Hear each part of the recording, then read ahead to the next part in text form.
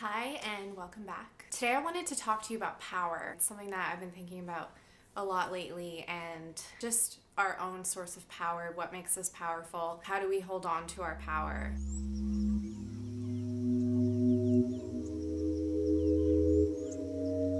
So the power that I'm talking about is the power that comes from within, from yourself, not at the cost of others, but what elevates you to your truest, best, highest being. You may be denying yourself power that you already have. We all possess so much power, even if we feel completely powerless in whatever situation we're in. I have a few ways to share that I've been trying to tap into my own power, recover my own power. From my own personal perspective, I would say the first kind of thing to look at is to discover or recover your power. Looking at past situations that have caused you pain or that have left you powerless. Determining how those situations leave you feeling powerless, where you give your power away, why and how. It's definitely a difficult process and something that I'd encourage, as it was helpful for myself to do this through therapy or some form of guidance. I think it's something that can be done through meditation and journaling as well. There are definitely some situations I've looked back on where I've realized that I've completely given my power away. In a situation where I have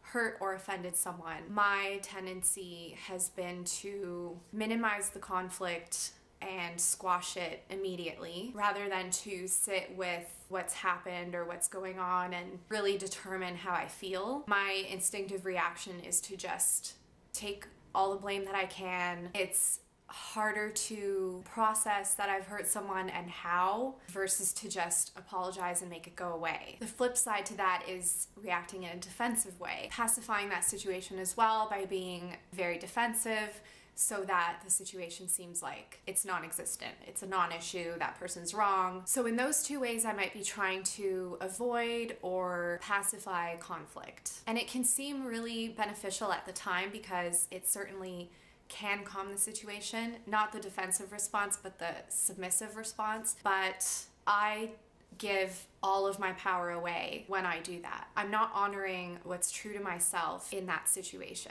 By reacting too quickly, I haven't had time to process, and that's an important step because emotions are so immediate, uncomfortable. Wanting to resolve them quickly is a natural thing, yet sitting through and working through them, no matter how long it takes to come to a point of clarity, is something that I'm finding is very important to discovering where your power lies in the situation and how to maintain it. Identifying your power in the situation is about speaking honestly and in a way that's true to yourself and your needs. Not taking the time to really process things denies you the ability to recover that power from situations you've been in. Another part of discovering and recovering your power is recognizing things and situations that make you feel powerful from inside. It's not at the cost of anybody else. So for example, maybe dancing makes you feel powerful. Giving a talk or a presentation makes you feel powerful. A lot of power can be found in your gifts and skill sets, things that you're naturally good at, things that kind of come effortlessly to you, that you get a lot of positive feedback for. And your natural gifts and talents are sources of power because they are true to who you are, and your power lies at the core of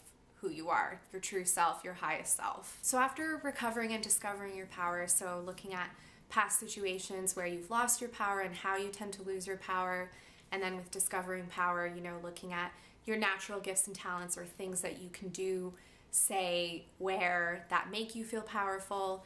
The next step to that is standing in it, standing in your power. So that means being present in the things that you do that make you feel powerful and really cherishing them and celebrating them. So celebrating your accomplishments, celebrating the gifts and talents that you have. Standing in your power is also owning your mistakes and your decisions, connecting with what it is that you want, the decisions that you want to make in your life. It's great to get advice and support from people around you, but everybody has their subjective opinion on what you should do and how you should move through life. It's your life and you own it. If there's something that you really want to do in your heart and that is consistently calling to you, you're weighing a decision and intuitively you kind of know what decision you want to make, but you're afraid, or you want support from people in order to make it. Standing in your power is about owning whatever decision you want to make and moving forward with that. Knowing that power lies in what you choose. And also owning your mistakes brings you power as well. So like I touched on the conflict topic earlier, if you have made mistakes in situations, part of recovering that power is owning the mistakes that you've made. When you can own a mistake, it's kind of like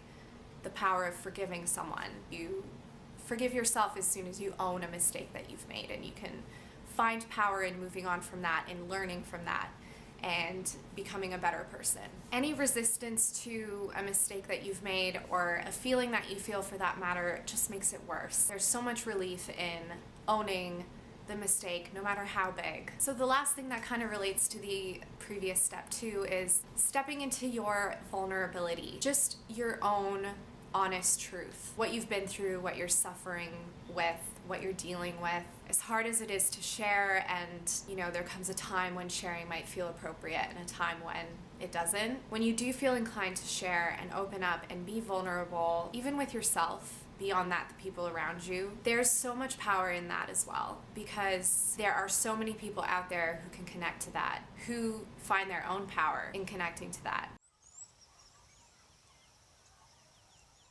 I hope that gave you some insight and inspiration into finding out what your power is, how to connect with it, how to put it out there. Thank you for tuning in and continuing to listen to what I have to share. You can find me on Instagram at SuzBub, and you can also check out my other videos. I've talked about connecting with your intuition, your sensuality, and also self-love. Thanks again for watching, and I'll see you next time. Bye.